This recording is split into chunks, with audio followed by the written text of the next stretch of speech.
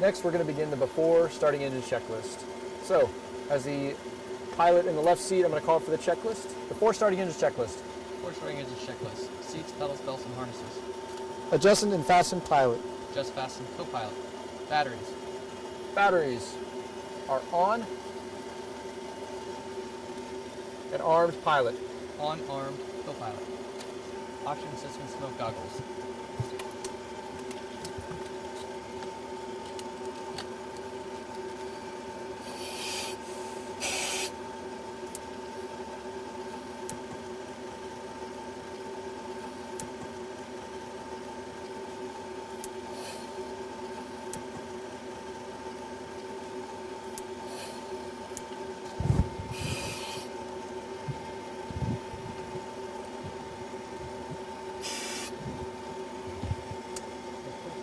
Loud and clear.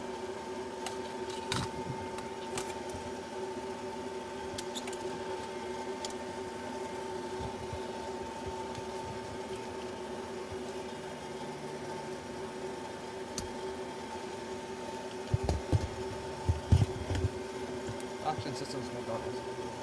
Check pilot. Check co-pilot. Radio masters. Radio masters on. Comm panel. For the comm panel, both the pilot and co-pilot and jump seat need to check their comm panels to make sure all frequencies are tuned appropriately and all volumes are set. So I'm going to have here set that the UHF and VHF switches are out. Make sure that I've got it selected on normal so I can talk through my headset. I'm on interphone so I can talk to the rest of the crew. And then my wafer switch is set appropriately to whatever radio frequency I'm on, either UHF or VHF. Comm panels check pilot. Check co-pilot. UHF guard. Is on. Clocks. For the clocks, both the pilot and co-pilot need to check and set theirs. So first, I'm going to go and select the left switch for flight time. If there's time showing, I'm going to select the right side 0 and flight time reset buttons on the comm panel.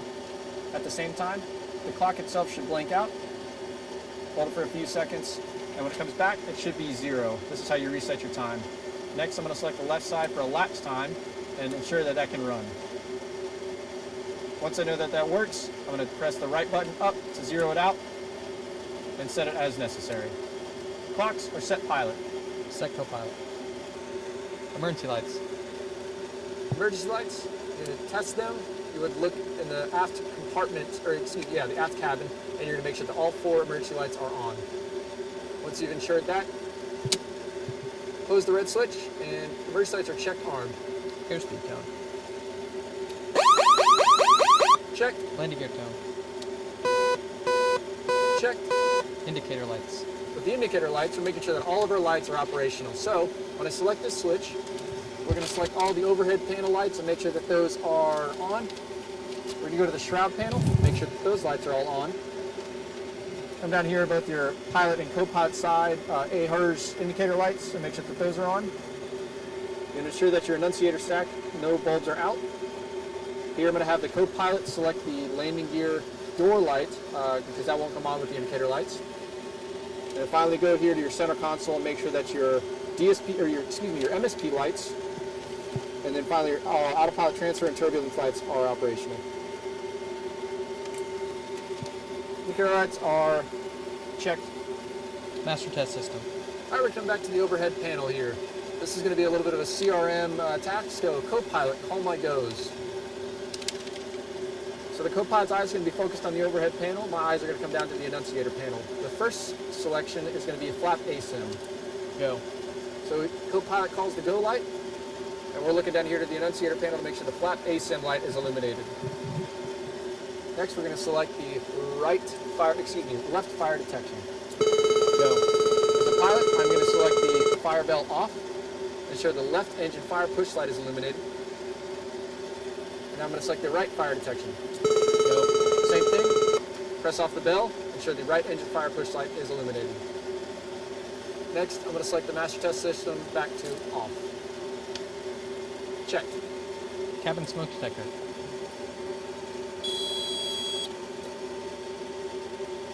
Is checked. Fuel system. All right, before we begin the fuel system check, I'm going to make sure that all of my fuel switches are in the appropriate position. So come to the overhead panel and make sure the igniters are standby, jet pumps are in normal, boost pumps are off, fuel transfer switches are in auto, and fuel crossfeed is in normal. As a technique, a good saying is SNOAN, S-N-O-A-N.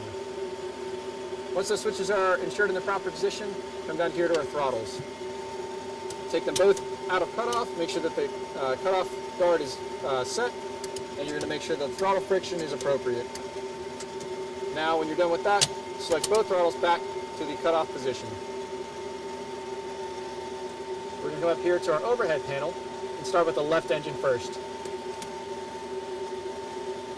You ensure that the left hydraulic and fuel lines are closed.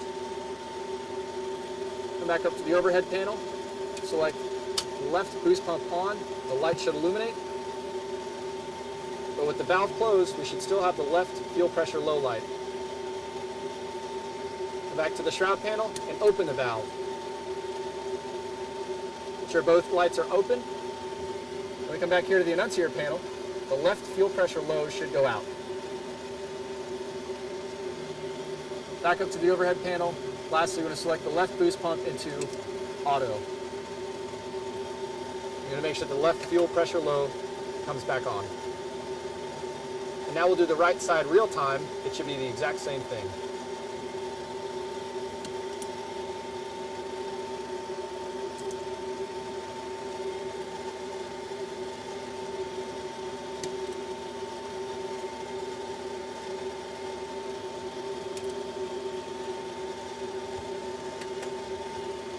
Fuel system is checked. Fuel crossfeed. All right, with our fuel crossfeed, back up to the overhead panel, we're going to select the left tank first. We want 4 lights to come on. It'll be the crossfeed in-transit valve. The right jet pump should be illuminated momentarily to show that the right jet pump is closing. We should have the fuel crossfeed light on, and then the left boost pump light come on. So we'll select left tank. We have 4, 3, 2. Go down here to the shroud panel. Fuel crossfeed light should be on, and there should be no fuel pressure lights on the left or right side. Now we're going to go back to normal. And we're just pretty much reversing what we just did. Select the right tank.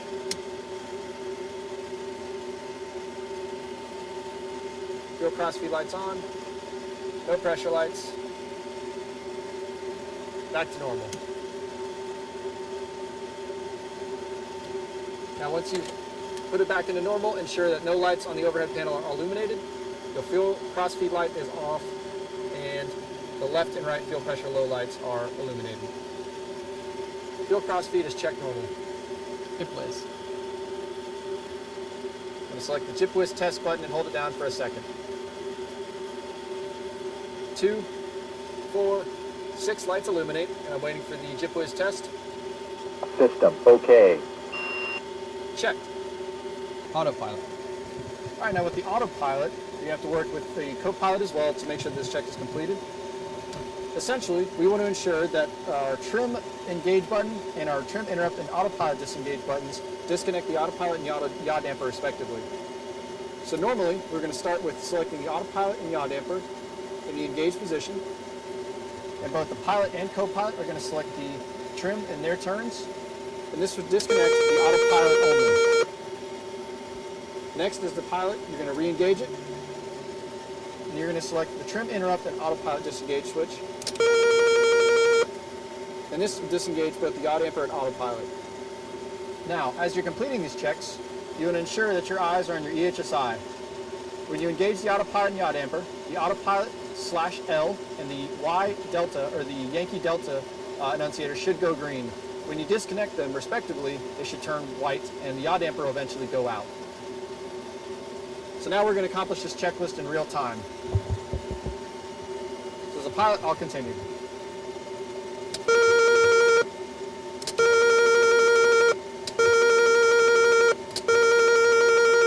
And lastly, after the co-pilot checks this side, I'm going to re-engage the autopilot and yaw damper, and I'm going to deselect them and make sure they're disengaged via the go-around button on the left throttle. The autopilot disconnects appropriately. I'm going to re-hit that. Trim interrupt and autopilot disengage, and then I'll disconnect both switches. Lastly, ensure that your flight director button is off. So you have a blank EHSI. Autopilot is check, disengage, pilot. Check disengage. Co-pilot. Trim system. Ready ground. Trimming goes up. Leading edge, moving down. Interrupt. No movement. Trimming nose down. Leading edge, moving up. Interrupt. No movement. Disconnect release. No movement. Emergency. No movement. 1/3 speed, nose down. Leading edge going up, 1/3 speed. Pitch trim. Seven take off, pilot. Seven take off ground. Seven take off co-pilot. Roll trim. Left wing down. Left tab coming up. Right tab going down. Interrupt. No movement. Trim right wing down. Left tab going down. Right tab coming up. Interrupt. No movement. Disconnect release. No movement. Trim left wing down only. Left tab coming up only. Right wing down only. Right tab coming up only. Centering. Right tab centered. And left tab centered. Roll trim. Center pilot. Center ground. Center co-pilot. Go to trim. Top paddle. No movement. Bottom paddle. No movement. Wing nose left. Tab coming to the right. Interrupt. No movement. Trim nose right. Tab coming to the left. Interrupt. No movement. Disconnect, release. No movement. Centering. Tab centered. Center pilot. Center ground. Center co-pilot. Trim system. Check pilot. Check ground. Check co-pilot. Flight controls. Alright, with the flight controls, you just want to make sure the ground is clear to you to move them, and both the legs are clear for the co-pilot side. You want full movement of the elevator. Full movement of the spoilers. And then good enough movement on the rudder so you don't feel any binding or clicking. Once you check your side, co-pilot's aircraft. Co-pilot's aircraft. Elevator up, elevator down, left spoiler up, right spoiler up, rudder left, rudder right. Pilot's aircraft. Pilot's aircraft. Flight controls. Check pilot. Check co-pilot. Before starting engine checklist completed.